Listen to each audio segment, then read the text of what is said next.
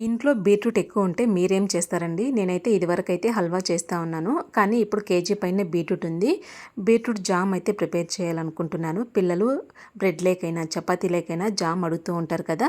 బయట కొనే పని లేకుండా ఇంట్లో బీట్రూట్‌తో హెల్తీగా చేద్దామని నేనైతే చేస్తున్నానండి. ఇక్కడ నేను ఒక కేజీ బీట్రూట్ పీల్ చేసుకొని, క్యూబ్స్ లాగా కట్ చేసుకొని, కుక్కర్‌లో వేసి కొంచెం వాటర్ వేసుకొని ఒక 5 విజిల్స్ వరకు ఉడికించుకోవాలండి. 5 విజిల్స్ తర్వాత బీట్రూట్ అయితే చక్కగా ఉడికిపోయిందండి. తర్వాత మిక్సీ జార్‌లో వేసుకొని ఫైన్ స్మూతీలాగా మిక్సీ పట్టుకోవాలి. తర్వాత ప్యాన్‌లో వేసుకొని ఒక 10 మినిట్స్ వరకు మనం ఈ విధంగా కలుపుతూనే ఉండాలండి.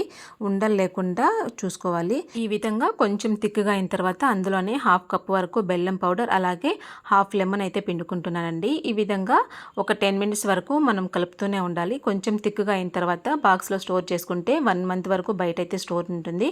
ఫ్రిడ్జ్‌లో అయితే 3 మంత్స్ వరకు ఉంటుందండి. తప్పకుండా మీరు కూడా ట్రై చేయండి. పిల్లలైతే చాలా బాగా ఎంజాయ్ చేస్తారు. చూసారు కదా! చాలా సింపుల్‌గా ప్రిపేర్ చేసుకోవచ్చు.